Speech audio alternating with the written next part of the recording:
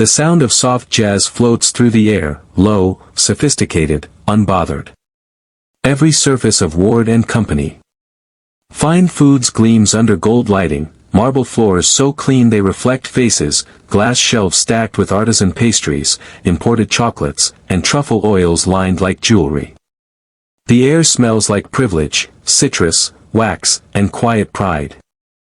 A man in a tailored charcoal suit stands by the register, scrolling his phone.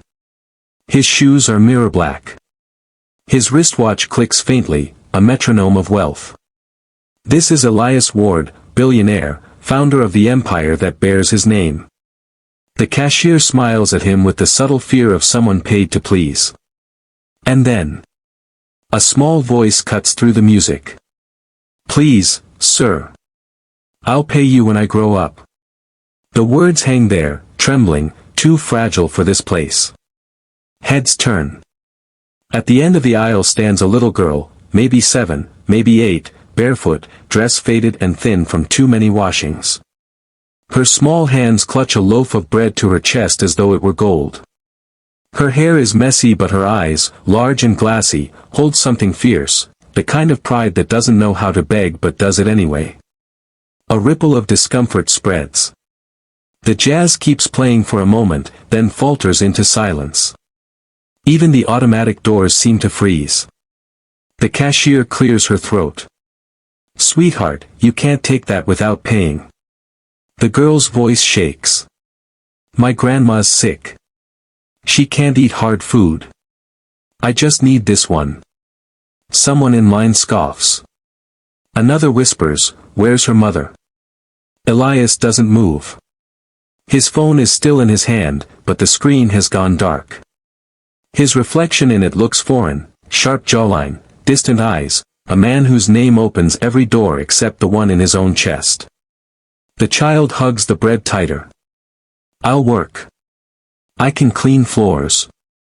"Please, sir." The cashier sighs, looking around helplessly. "Put it back, honey, or I'll have to call someone." A pause. The girl blinks hard, as if fighting tears. The bread trembles in her hands.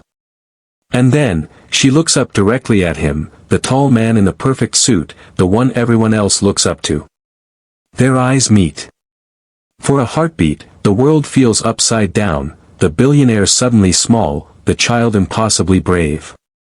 His gaze flickers from her dirty feet to the bread, then to the other customers, all waiting to see what a man like him does when kindness costs nothing. He feels the stares pressing on his back. The tick of his watch grows louder, click, click, click, as if measuring the length of his silence. No one speaks. The air is thick with judgment and shame. The cashier's voice, soft now, "Sir, should I?" Elias doesn't answer. He simply watches the girl, her trembling fingers, her stubborn chin, the way her lower lip quivers but refuses to break. Something inside him stirs, faint, old, buried under years of glass and steel. But it doesn't show on his face. The girl lowers her eyes, whispering, "It's okay. I'll find another way." She turns toward the door, clutching the bread as if it might vanish. Security shifts uneasily. A bottle somewhere rolls off a shelf and shatters, sharp, echoing. And that's when the entire store falls dead silent. Elias Ward, the man who owns half the city, stands motionless among the broken glass and polished marble, watching a hungry child walk away with nothing but dignity. He doesn't speak. He doesn't move. He just stares at the space she leaves behind, confused, almost offended, as if kindness were a language he once knew but somehow forgot. Morning breaks over the city, a skyline of glass, steel, and silence. From above, it gleams like perfection. But down below, the cracks begin to show. Inside the tallest tower, Elias Ward starts his day exactly as he has for 15 years, without a sound. His penthouse stretches across an entire floor, walls of glass revealing the city he built yet never touches. The floors are black marble, the furniture sleek and soulless, expensive enough to impress, sterile enough to forget. A single breakfast plate waits on a tray, egg whites, avocado, perfectly portioned. The maid places it before him and leaves without a word. Elias doesn't look up. Below, Amara ties her shoes with mismatched laces, ready to walk those very same streets in search of food she can't afford. By mid-morning, their paths almost cross again. Elias steps into his limousine, the driver waiting with the door open. A passing gust carries the faint smell of baked bread from a nearby bakery. It lingers, familiar, and for a heartbeat, something inside him tightens. He dismisses it with a frown, slides into the car, and the tinted window rolls up, sealing him back into silence.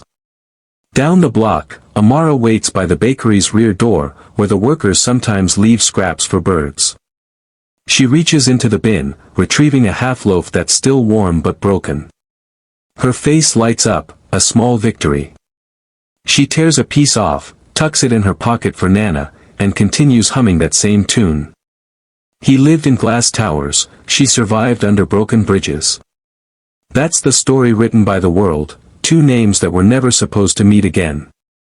Elias's assistant, Renee, walks beside him later that day through his corporate lobby, all marble, chrome, and quiet air conditioning. "Sir, your philanthropy council is requesting a comment on last night's viral clip."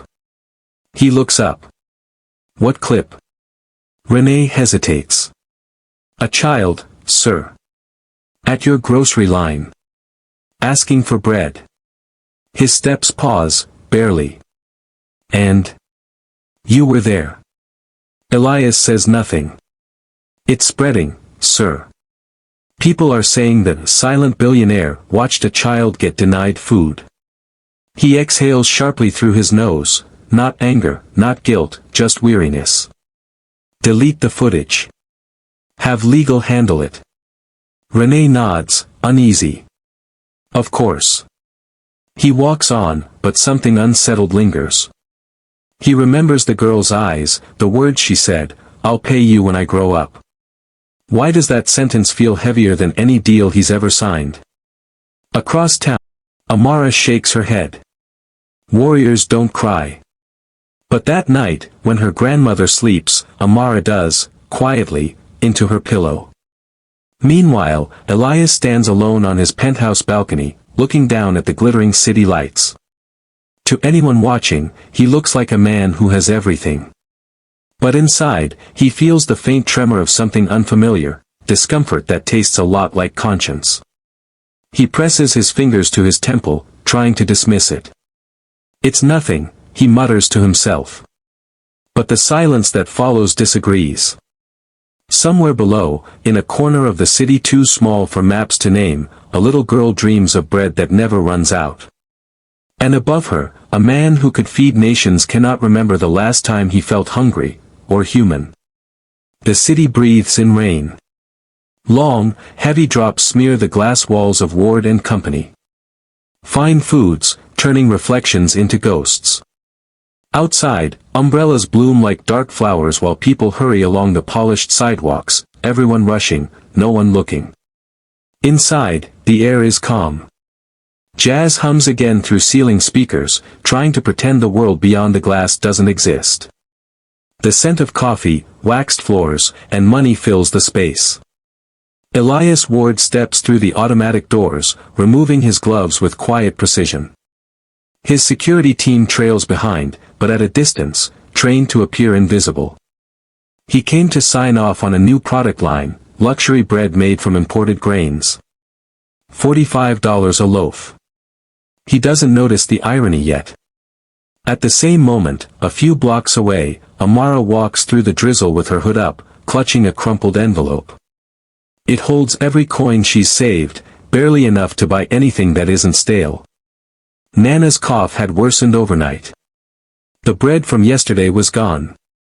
"I'll get you something soft today," she promises under her breath. "Warm bread, like you used to bake." Her small shoes squelch through puddles as she approaches the glowing doors of the same store. The place she swore she wouldn't return to after what happened. But hunger doesn't listen to pride. The glass doors hiss open with a rush of air-conditioned chill. She steps inside, dripping rain onto a floor too shiny for her world. Heads turn, some in surprise, some in disapproval. Her eyes dart to the bakery section, baskets of golden loaves stacked high. The smell almost makes her dizzy. Elias's assistant, Renee, walks beside him near the counter. The press is still pushing the clip from last week, she says softly. Your PR team thinks a quiet donation might. But Elias isn't listening. He's watching something else. A small figure at the far end of the aisle, familiar posture, same trembling hands. It's her. The little girl from before. Rainwater drips from her sleeves as she reaches for a loaf of bread, her fingers hesitating just an inch above the label. His chest tightens, a strange mix of recognition and something he refuses to name. Renee follows his gaze. Sir. Should I? Wait. The word escapes before he can think. A few customers whisper. One laughs under their breath. The cashier tenses, ready for a repeat of the scene that made the billionaire a viral villain. Amara places her coins carefully on the counter. This is all I have, she says, voice trembling. Can I still get the small one? The cashier counts, frowns, and shakes her head. I'm sorry, sweetheart, it's not enough. Her shoulders fall. Please, my grandma's sick. She needs to eat. The store goes quiet. Everyone has heard it before, same plea, same ache. The hum of the refrigerators becomes the only sound. Then the cashier says, if you can't pay, I can't give it. A few shoppers avert their eyes. Others record on their phones. And Elias stands there, every inch of him expensive, untouchable, yet frozen. The sound of her voice has dragged him somewhere he doesn't want to go. Somewhere far from the sterile perfection of boardrooms and balance sheets. His hand twitches at his side. He could walk away. He's done that all his life. But something about the way she's staring at the loaf, not with greed, but with love, breaks through. He takes a step forward. Put it on my bill, he says quietly. The words are simple. But the effect is not. The cashier blinks. The customers fall silent. Even Amara looks up, startled. She stammers, you don't have to. I know. For a moment, time holds its breath. Then the cashier rings it up. The sound of the scanner beeping is the loudest thing in the room. Elias slides his black card across the counter, his expression unreadable. When the bag is handed to Amara, she takes it slowly, almost afraid it might vanish. Thank you, she whispers. He nods once, but there's something awkward, almost human, in the motion. She hesitates, then reaches into her pocket and pulls out a small, crumpled note. For you, she says, placing it on the counter. So you don't forget. He doesn't know what to do with it. His fingers hover over the paper as she turns and walks toward the door, the bread clutched close, rain still dripping from her sleeves. When she's gone, he finally unfolds the note. Inside, written in a shaky hand, are 4 words. Thank you for seeing me. The store stays quiet long after she leaves. The jazz starts again, but it sounds wrong, too polished for what just happened. Renee clears her throat softly.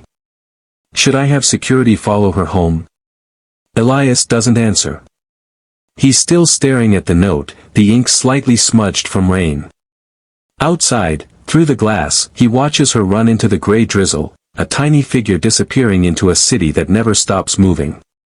And for the first time in years, Elias Ward feels the heavy, unfamiliar ache of guilt turning into something else. Not pity. Not charity. Responsibility. Rain still falls, softer now, a drizzle that blurs the edges of the city. From the front of the store, Elias Ward watches through the glass as the little girl disappears around the corner, the paper bag pressed to her chest like a treasure. Something in him refuses to let the image fade. He tells Renee, cancel the next meeting. Sir, you have the board. Cancel it.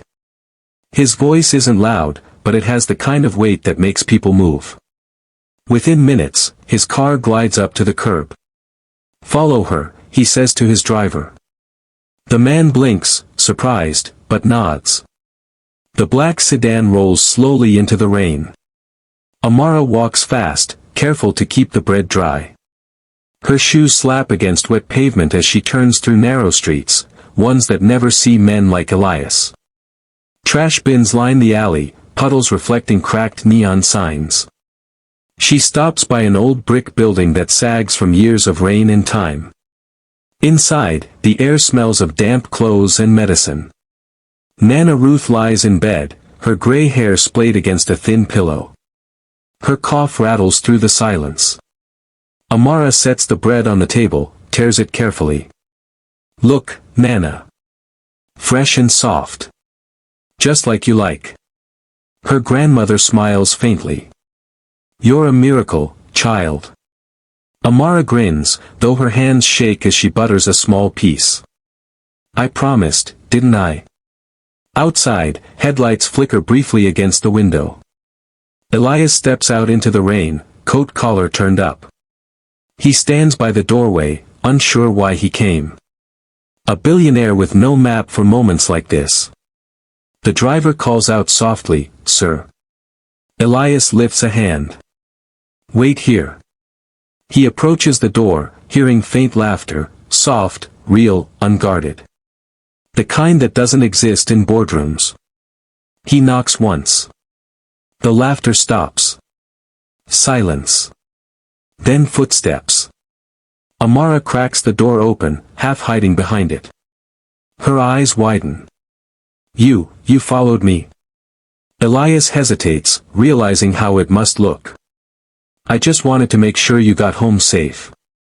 She looks him up and down. The polished coat, the umbrella that probably costs more than her rent. Rich people don't come here, she says quietly. He almost smiles. Maybe they should. A raspy voice from inside interrupts them. Amara, who's at the door? Amara glances back, then opens the door wider. It's the man from the store, Nana. The old woman struggles to sit up. Elias steps inside without thinking. The room is small, a single lamp flickering beside the bed, stacks of old photographs on a table, a smell of menthol and hope. Good evening, ma'am, he says. I didn't mean to intrude. Nana Ruth squints, then recognition flickers in her eyes. I know that face. Your ward. The one from the television. Elias nods. Yes, ma'am. She lets out a small laugh that turns into a cough. Imagine that. A man like you stepping into a place like this. Amara places the bread on a plate and offers it to her grandmother. He helped me, Nana. He bought this for us. Elias feels a pang, the word help sounds too big for what he did. It was just bread, he says quietly. Nana Ruth shakes her head. Bread is life when you've got none, sir. Her words land heavier than he expects. He looks around, the broken heater, the empty medicine bottles. Do you have anyone else? He asks. Amara shakes her head. It's just us. He clears his throat. Would you, let me send someone to fix the heater? And maybe some groceries. The little girl's eyes brighten, then dim again. We can't pay. He crouches slightly to meet her gaze. You already did. Her brow furrows. How? He glances at the bread on the table. By reminding me what food is really for. The old woman smiles, watching the exchange. For the first time in months, warmth fills the room, not from the heater, but from something human. Elias leaves his business card on the table, though it looks absurd in this setting, glossy and gold against worn wood. If you need anything, he says, call this number. Amara turns it over in her hands like a magic token. Will it really reach you? Yes. She studies him for a moment, then nods. Okay. Later, as he stands back in the rain, Elias glances once more at the flickering window. He can see her silhouette beside her grandmother, both leaning close, sharing slices of bread and laughter. The sound of it carries faintly through the night. He feels something. Not pity. Not charity. Something simpler. A pull. Inside the car, his driver asks, "Home, sir?" Elias stares through the rain. "No," he says softly. "To the office." "Tonight?" "Yes. There's work to do." The driver nods, pulling away. Hours later, in his office high above the sleeping city, Elias opens his laptop. The glowing screen reflects his tired face. He opens a file labeled Community Outreach, Closed Projects. Rows of cancelled programs stare back, food drives, shelters, scholarships. All cut years ago for efficiency. He scrolls slowly, then stops at one name. Ruth Holloway, former employee, Bakery Division. He leans back, eyes widening slightly. The grandmother. And in that moment, the truth hits him. The woman he once laid off to protect his profits is the same one whose granddaughter begged him for bread. He closes the laptop. For the first time in a long while, Elias Ward feels something close to shame, and something stronger rising beneath it, resolve. Outside, the storm eases. In a tiny apartment across the city, Amara falls asleep with a full stomach and a smile. And in a tower of glass, a man begins to remember what it means to care. The next morning, the sun breaks clean over the skyline, sharp light bouncing off glass towers, gilding the world that doesn't deserve it. In his penthouse office, Elias Ward sits at his desk, the faint aroma of espresso filling the air. But his focus isn't on the screens in front of him. The name on his laptop still glows from the night before. Ruth Holloway, former Bakery Division employee. Terminated. Ward Consolidated Downsizing Program, 2017. He scrolls further. Old records, HR memos, payroll notes, cold, administrative words that hide real lives beneath them. Position eliminated. Not cost-effective. Employee declines severance due to medical leave. He exhales slowly. Medical leave. He leans back, jaw tight. So it's true. The grandmother wasn't just a stranger. She'd worked for him once, and when he cut his workforce to save profit margins, she was part of the cost. For the first time in years, Elias doesn't feel like a visionary. He feels like a man who built an empire out of quiet cruelty. The following afternoon, Elias finds himself standing once again in front of the small apartment building, a place that smells of rain, oil, and yesterday's cooking. The kind of place he's never entered without purpose. He knocks softly. Amara opens the door, her hair braided this time, eyes bright but guarded. "You came back," she says, surprised. Elias nods, holding a small paper bag. "I brought something. Inside are groceries, eggs, milk, medicine, and a small jar of honey." He holds it out awkwardly. "For your grandmother. Honey's good for the throat." Amara takes the bag carefully. "Thank you." She peers behind him. "You don't have to bring things every day." He gives a faint smile. "Maybe I need the walk." She grins, that gap-toothed, fearless grin that disarms him every time. "Then you can come in." The room is a little brighter today. The curtains are open, sunlight spills across the worn table. Nana Ruth sits up in bed, her knitting needles in hand though her fingers tremble. "Well," she says when she sees him, "look who the wind carried back." Elias sets the groceries down. "I thought you might use these." She eyes the bag, then him. "You thought right. Though I'm guessing this isn't the kind of store you usually shop at." He chuckles quietly. "No. But it feels better than the others." She studies him, voice softening. "You remind me of my old boss. Stiff suit, same tired eyes. He hesitates, unsure whether to admit the truth. You used to work in a bakery, didn't you? Her eyes narrow. You've done your homework. I did more than that, he says quietly. You worked for my company. The knitting needles stop. The room stills. Her voice is calm, but there's an edge. Then you're the one who took it away. He meets her gaze, shame settling deep in his chest. Yes. I didn't know then what it meant to people like you. I just looked at numbers. Nana Ruth exhales, eyes clouding with memory. That bakery fed half the neighborhood. When it shut down, we lost more than jobs, we lost something good.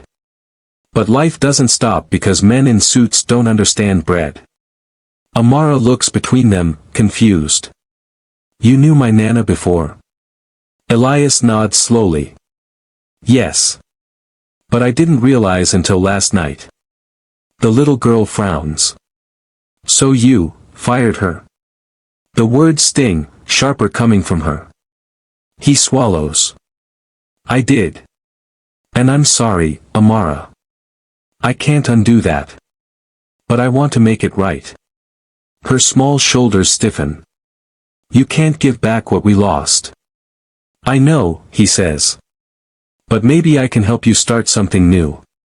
He spends the afternoon there, the billionaire and the girl, the old woman and her cough. The TV hums faintly in the background. Amara sketches at the table, crayons dull from overuse. She draws 3 stick figures holding a loaf of bread between them. Elias glances over. What's that? She smiles proudly. Us. Something twists in his chest. Us? Yeah. You brought us food, remember? That means you're family now. He laughs softly, caught off guard. Is that how it works? That's what Nana says.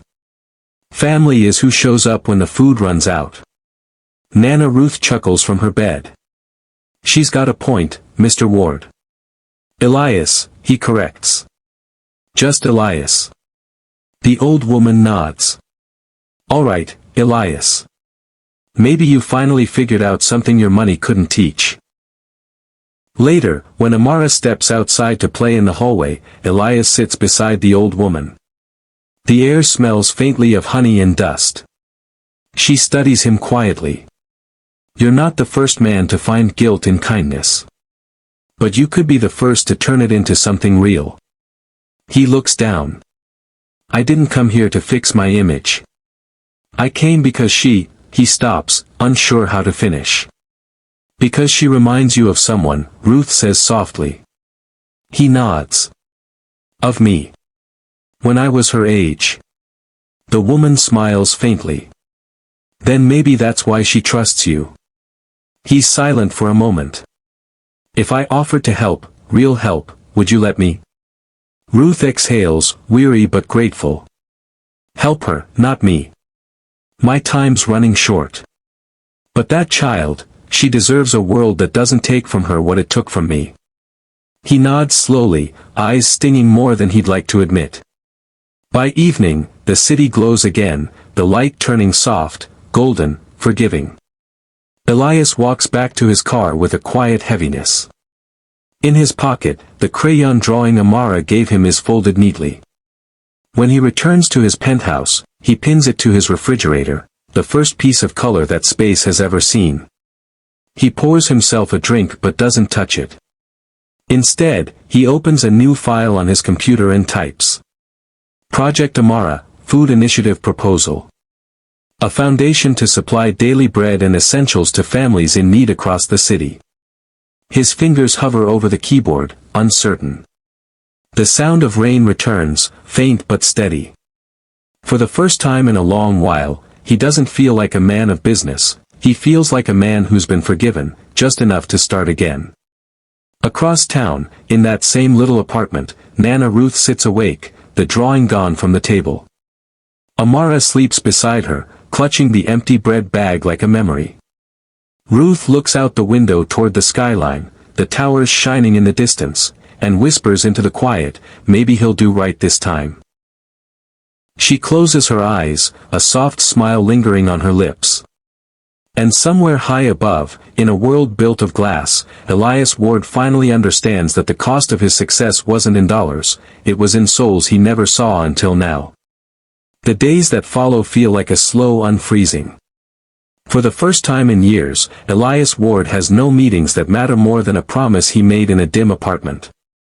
The world outside still knows him as the silent billionaire, ruthless, efficient, detached.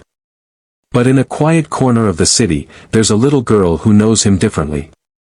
She calls him Mr. Elias. And when she smiles, his entire calendar feels small. The next morning, Amara waits by the window, her backpack frayed, her shoes too big. She spots the black sedan before it even parks.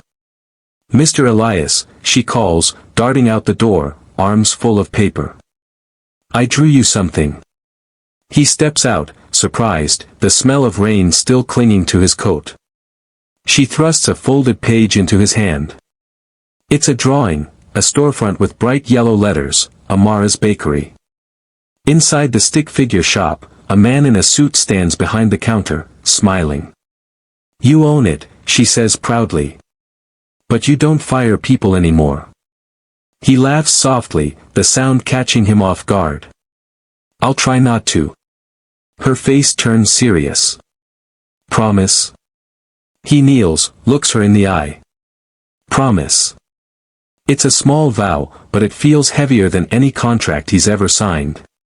By the week's end, Elias has visited 4 times. Sometimes he brings groceries. Sometimes he brings books. Once, he brings a small loaf of fresh-baked bread from the city's best patisserie, still warm. Amara tastes it, then wrinkles her nose. "Too fancy. Not real bread." He raises a brow. "Not real?" She shakes her head. "Real bread smells like the inside of Nana's oven. It's not smooth, it's lumpy and kind of ugly. But when you break it, it feels like home." He blinks at her words, the unintentional poetry of them. He spent years chasing perfection, polishing everything until it shone. And now, a little girl is telling him that beauty isn't smooth. It's lumpy. Imperfect. Human. He doesn't argue. Instead, he tears off a piece of the loaf, chews thoughtfully, and nods. "You're right." Amara grins. "Course I am. You got a lot to learn, Mr. Elias." One afternoon, she gives him something wrapped in a napkin. "It's from Nana," she says softly. Inside is a small wooden button, hand-carved, uneven, worn smooth from years of touch. She said it was from her bakery uniform, Amara explains. Says it reminds her that people can start over, one stitch at a time.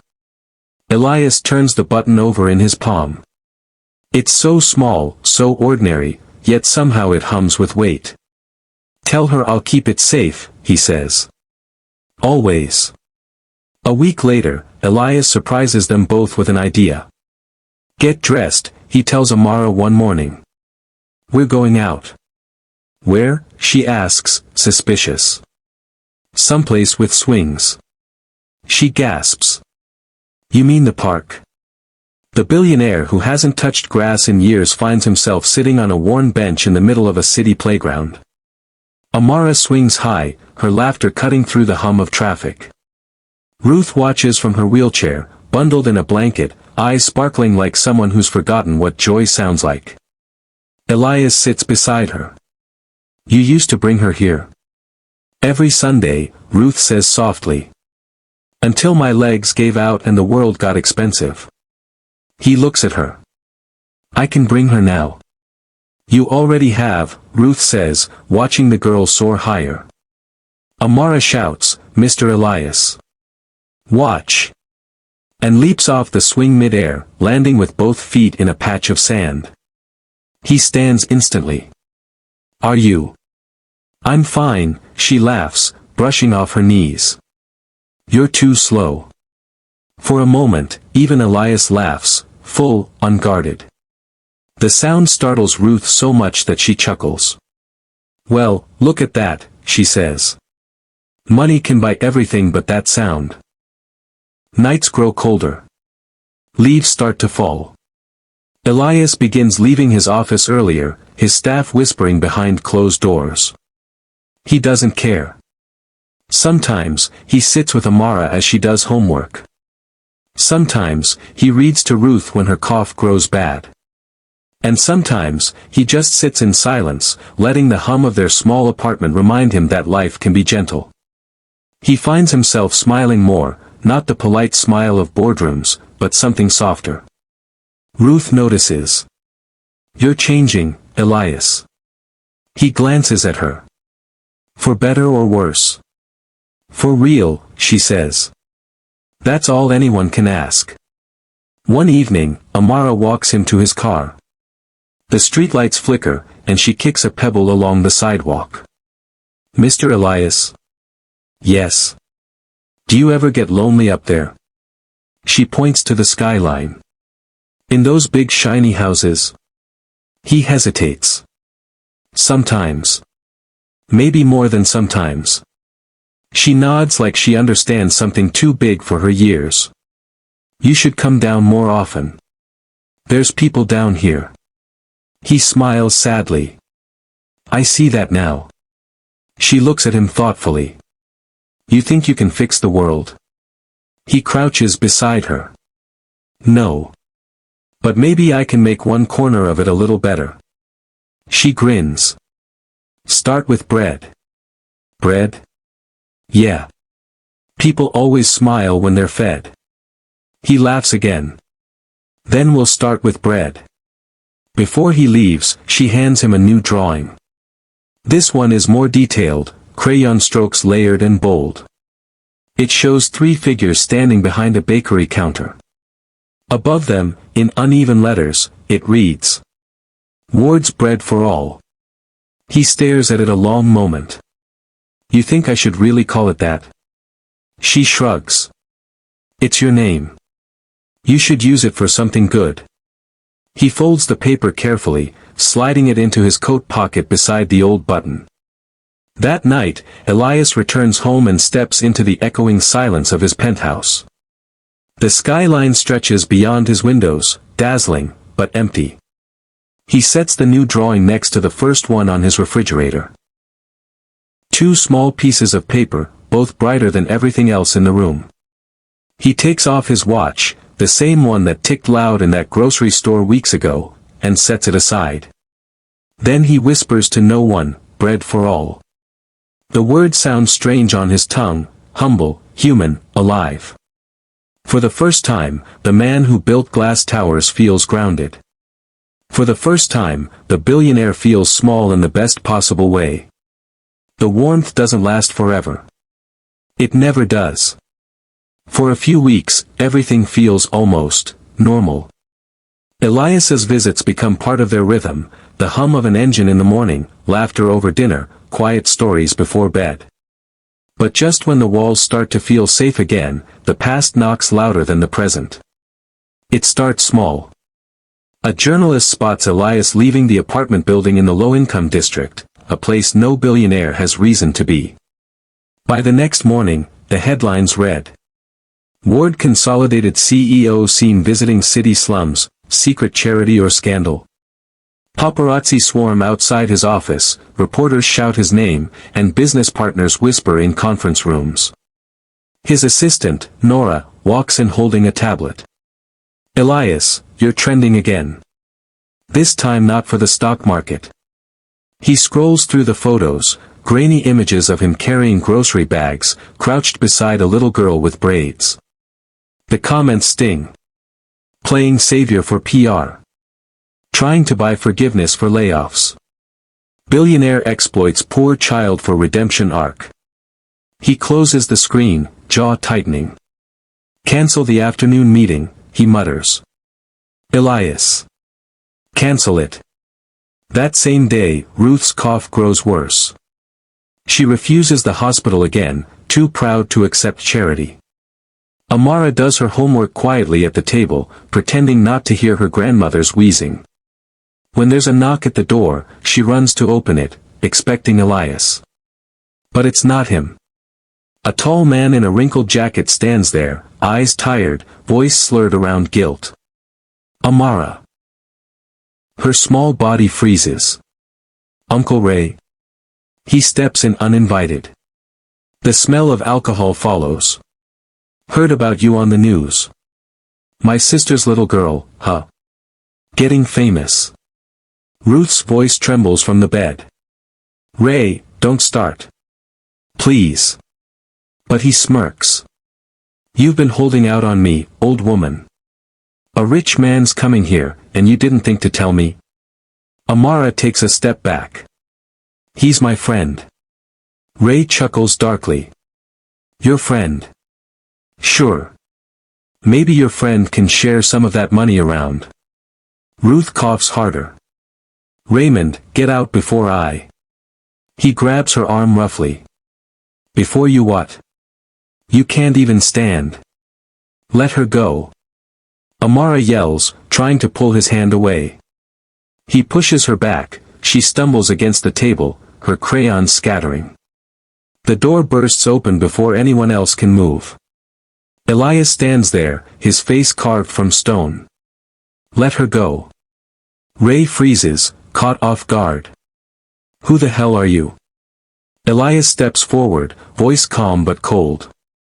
The man who's about to call the police. Ray glares at him. You think you can just waltz in here and play hero? You don't know what this family owes. I know what she doesn't owe you, Elias says. Leave. The tension crackles. Ray hesitates, then spits on the floor. Fine. But you can't buy your way into everything, rich boy. He storms out, the door slamming behind him. Silence lingers. Ruth's breathing is shallow. Amara trembles, clutching the fallen crayons. Elias kneels beside her. Are you hurt? She shakes her head, eyes wide and wet. He's not supposed to come back. He only comes when he wants something. Ruth's voice cracks. He used to help, until the drink took him. I thought he'd stay gone. Elias looks between them. You're not safe here anymore. Ruth shakes her head weakly. We can't just leave. This is home. He meets her gaze. Then let me find you a better one. She starts to protest, but the cough overtakes her again. Amara's hand clutches her grandmother's tightly. Elias stands, the decision already made. Pack what you need. You're both coming with me. By nightfall, Ruth and Amara are settled into a guest suite at Elias's penthouse. The contrast is surreal, silk curtains, polished floors, the hum of quiet air conditioning instead of leaking pipes. Amara looks around, wide-eyed. This place is bigger than our whole building. Elias smiles faintly. You'll get lost if you go exploring alone. Ruth sits on the couch, wrapped in a blanket, her voice soft. You didn't have to do this. I know, he says. But I wanted to. She studies him for a long moment. Then you better mean it, because men like Ray smell doubt like blood. The following morning, Elias wakes to the sound of his phone buzzing non-stop. His PR manager, his board, and the press, all demanding statements. He ignores them all. Instead, he walks to the kitchen where Amara is standing on a stool, trying to make toast. You're up early, he says. She shrugs. Wanted to make breakfast before you went to work. He smiles. I think the bread's burning. Oh no, she gasps, fumbling with the toaster. Smoke curls up, she laughs. I tried. You did better than most of my chefs, he says, grinning. Ruth watches from the doorway, smiling faintly at the sound of his laughter. But outside, the headlines grow darker. Elias Ward hiding child in penthouse, investigation pending. Later that day, security calls from the lobby. Child services officers are at the door, accompanied by reporters. Someone, probably Ray, filed a complaint. They think you're holding her here, Nora says over the phone, voice urgent. Elias's hands tighten around the receiver. That's absurd. They say you're exploiting her for publicity. You need to let them in. He looks toward Amara, who's sitting on the floor, coloring quietly. Ruth's breathing has turned heavy again, exhaustion wearing her down. He exhales slowly. All right. Let them in. The officers enter carefully, professional but cold. Mr. Ward, one says, we've received a report concerning the welfare of this child. Ruth sits upright, defiant despite her frailty. She's safer here than she's ever been. Amara hides behind Elias's leg, clutching his coat. I don't want to go. The woman officer crouches gently. Sweetheart, we're just checking, okay? Can you tell us if you're all right? Amara nods, eyes full. He's my friend. Elias's voice is steady but tight. You have my full cooperation. But I won't let you take her without cause. The officers exchange glances. One finally sighs. We'll file a report. For now, she can stay, but we'll be following up. As they leave, flashes from the cameras outside flood the hall, white light cutting through the warmth of his home. Ruth whispers, they won't stop now. He knows she's right. The world smells a story, and it's hungry.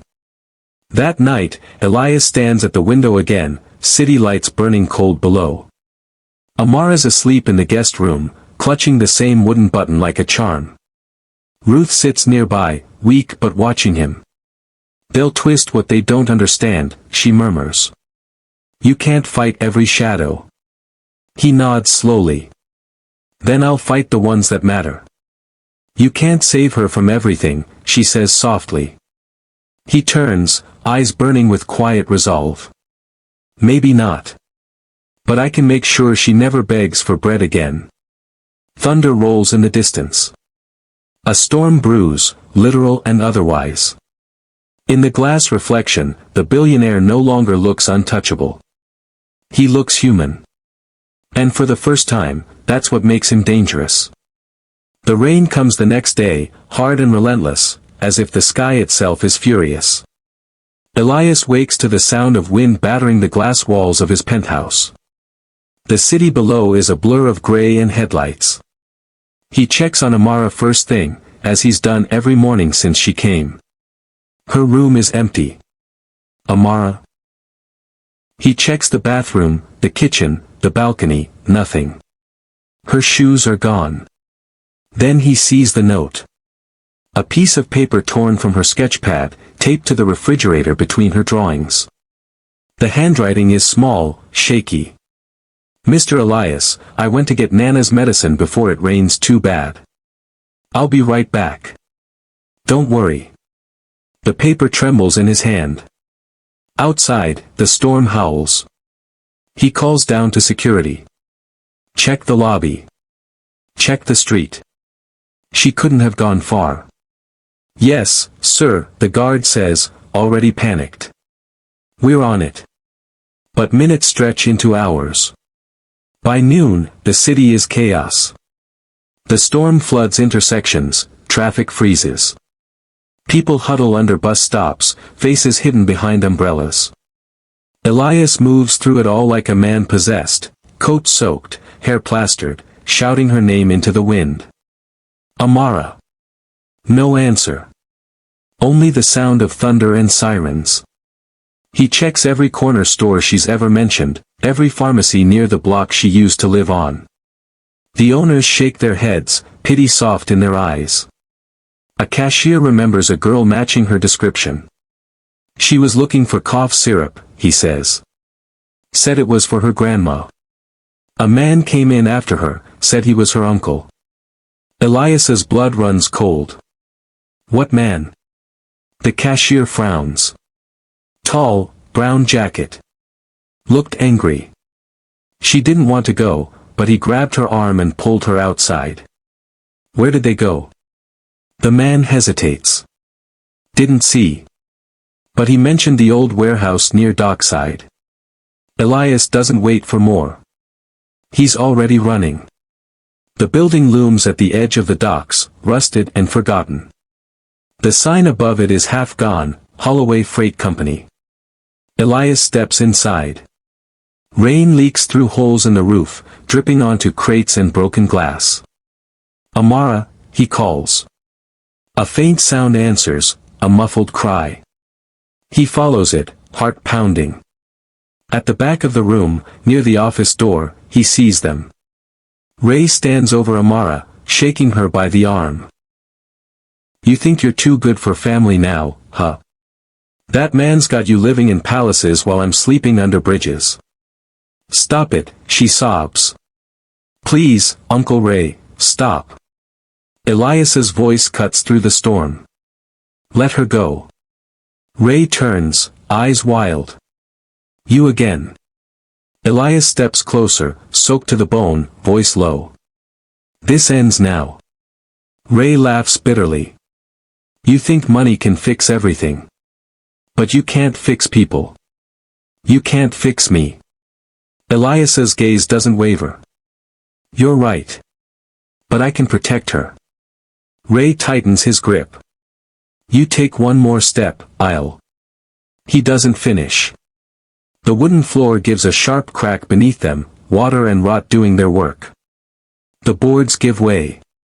Ray stumbles, releasing Amara as both fall.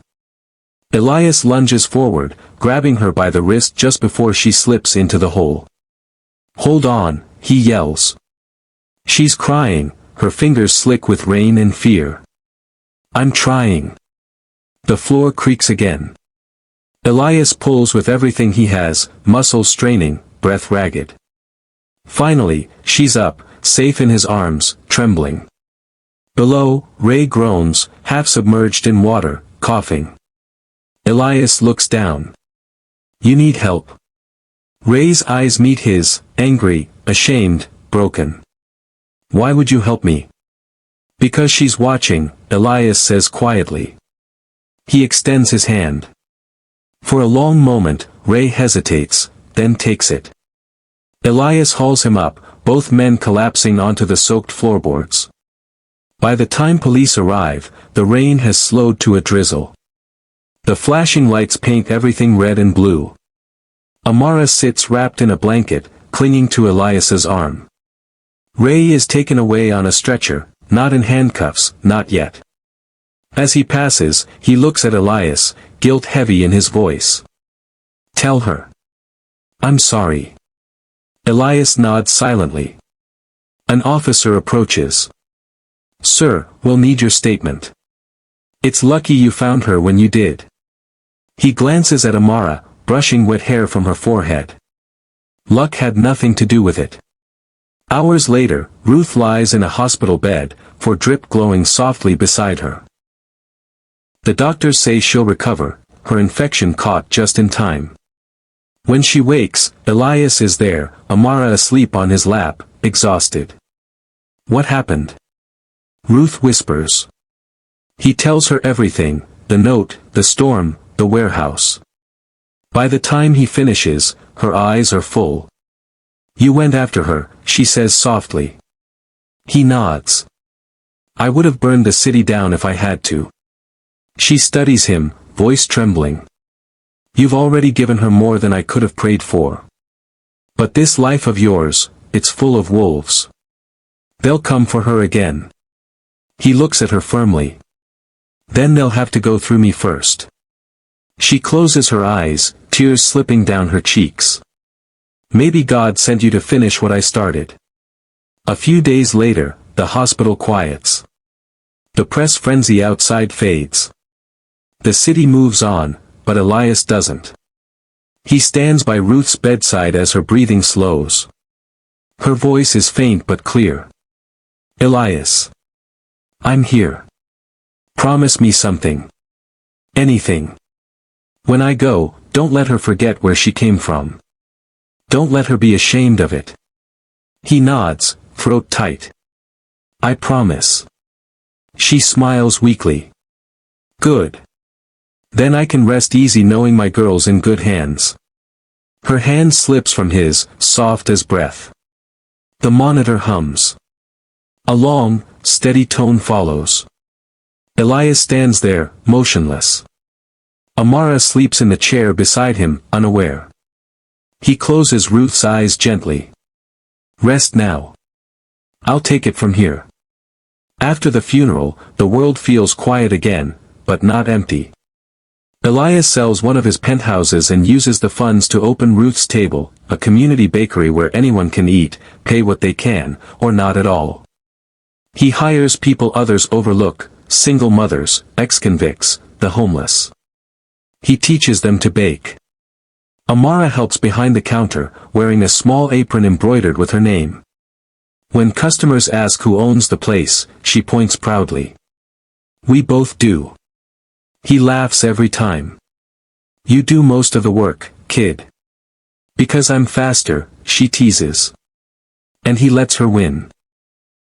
Months later, as the first batch of bread comes out of the oven, Elias hangs something on the wall near the register, the old drawing, faded but bright. Ward's bread for all. He steps back, covered in flour, smiling. Amara tugs his sleeve. It smells right this time, she says. Like home. He nods. Yeah. Like home. For a long moment, neither speaks.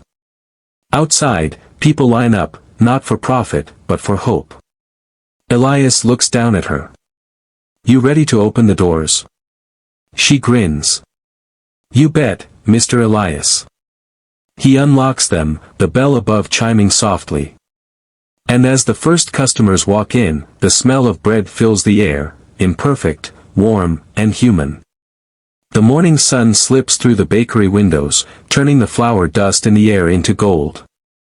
The city outside yawns awake, but inside, it's already alive. Ovens hum, laughter echoes, and music plays low on an old radio that skips now and then.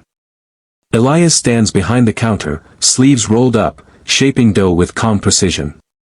His hands, once used to signing billion-dollar contracts, now move with gentle rhythm.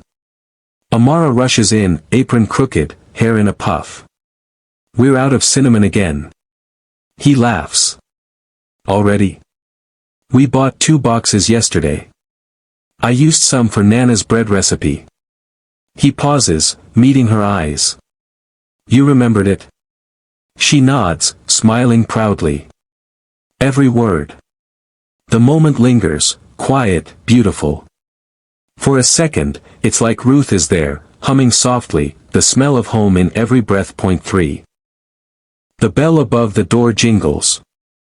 Elias turns, ready with his usual warm welcome, until he freezes. It's Ray. He stands in the doorway, thinner, cleaner, but humbled. He's holding a folded newspaper, the headline visible. Billionaire opens bakery for the forgotten. Amara stiffens beside Elias. What's he doing here? Elias's voice is low. Let's find out. Ray steps closer, eyes flicking between them. I read about this place. Figured it was time I paid back a debt. He pulls an envelope from his coat pocket, cash, crumpled but honest. It's not much, but I got a job at the docks. I thought maybe. Amara's eyes harden. You hurt Nana. You scared me. Ray nods, shame in every line of his face. I know, kiddo. I don't expect you to forgive me. I just want you to know. I've been trying. Silence. Only the soft tick of the bakery clock. Elias finally speaks. You don't owe me anything. But if you mean what you say, you can start by helping us wash dishes. Ray blinks, stunned. You serious? Elias nods. Everyone starts at the sink. The next few weeks blur into a slow rhythm of healing. Ray keeps his head down, scrubbing pans, mopping floors, lifting heavy sacks of flour without complaint. Amara watches him from afar. She doesn't speak to him much, but she sees the way he hesitates before taking food for himself, the way he folds his blanket perfectly every night in the storage room he now calls home. One evening, she finds him outside behind the bakery, sitting on an overturned crate, staring at the river. "You miss her?" she asks. Ray startles, then nods. "Every day." She stands beside him. "Nana always said people aren't all bad. They're just broken in different places." He smiles sadly. "She said that about me. She said that about everybody."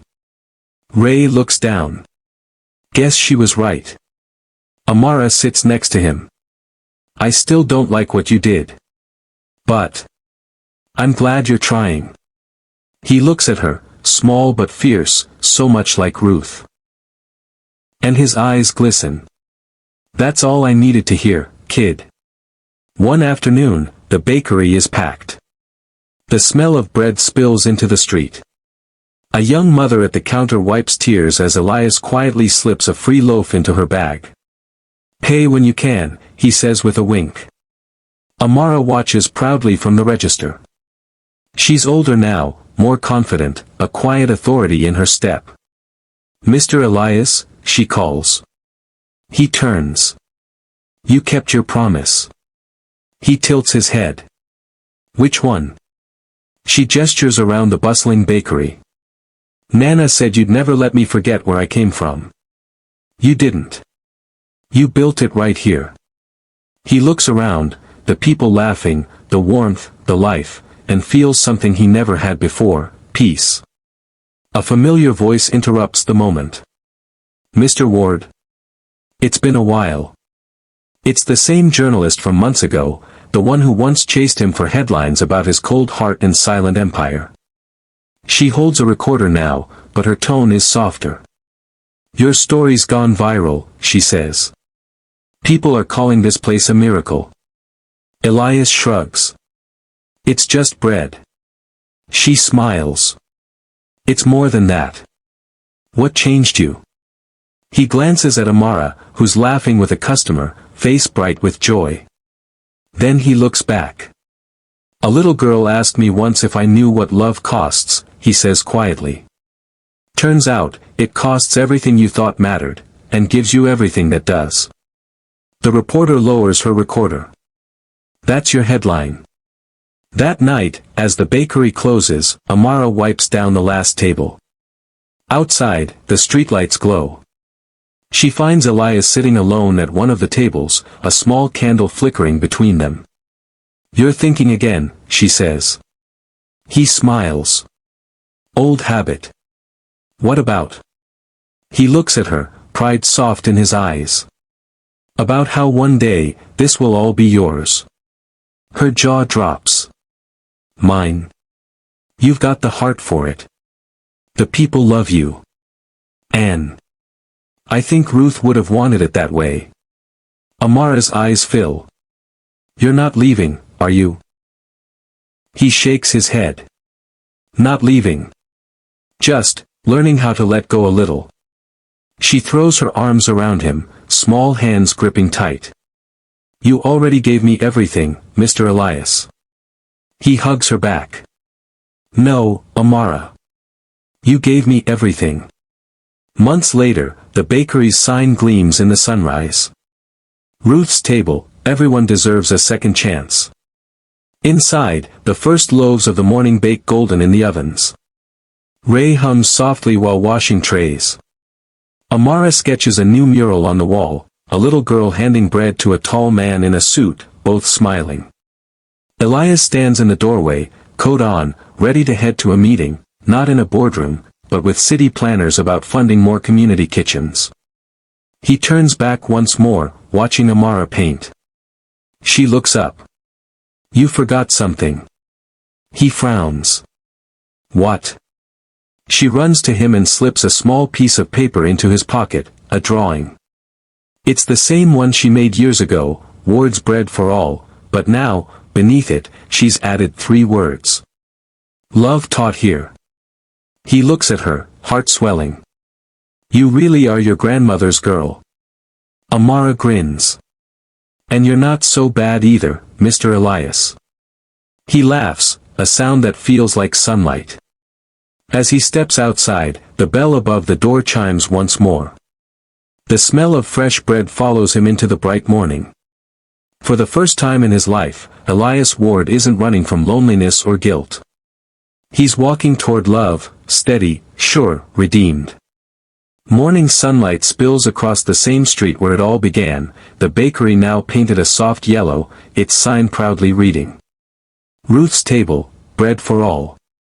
The door opens, and the scent of warm dough and cinnamon floods the air. A line already snakes down the block, children, workers, mothers, old men clutching coffee cups. Inside, a young woman ties her apron, her movements brisk and sure. Her hair is longer, her laughter older. It's Amara. The little girl who once begged for bread now bakes it, for everyone. Order for the shelter, she calls, sliding a tray across the counter. Ray, now clean-shaven and smiling, loads the van. He wears a worn cap that says staff. Got it, boss, he jokes. Amara laughs. I like the sound of that. The shop hums with warmth, the kind of quiet joy that can't be faked. Children doodle on paper while waiting for their parents. Music drifts softly from an old radio. On the wall, framed photographs tell their story. Ruth holding baby Amara. Elias standing beside the first oven. A newspaper clipping, Billionaire funds community bakeries across the city. And at the very center, a small wooden button mounted under glass, captioned, one stitch at a time. The doorbell jingles. Amara glances up and freezes, a familiar tall figure stands there, older now, silver in his hair, but with the same calm eyes. Mr. Elias, she beams. He raises a hand, smiling. I was in the neighborhood. Liar, she teases. You live uptown. He chuckles. All right, fine. I missed the bread. She motions him to a seat near the window, where sunlight glows over the counter. He sits, watching her move, commanding, kind, full of the same spark Ruth once had. How's business, he asks. She grins. We're opening our third branch next month, one in every borough, just like you planned. His smile softens. Just like you made happen. As they share a loaf of fresh bread, Elias looks around the room, laughter, chatter, the hum of belonging. I used to think success meant glass walls and private jets, he says quietly. Now I know it's this, people sharing something warm, something honest. Amara nods, eyes shining. Nana always said, if you can't feed 100, feed one, the rest will follow. Elias leans back, watching her. She'd be proud of you. She'd be proud of us, Amara says softly. He looks at her, the child who taught him what no boardroom ever could. The store quiets for a moment, the hum of the oven steady like a heartbeat. Outside, the camera pulls back, past the glowing sign, past the people waiting in line, past the city skyline shimmering under the morning sun.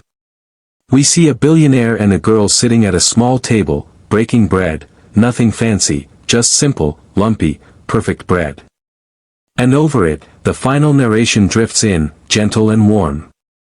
Sometimes the richest people aren't the ones who have everything, but the ones who choose to give something back. The store bell rings one last time. The city exhales. And the screen fades to white over the words. If this story touched your heart, share it. Because love, like bread, was meant to be passed on.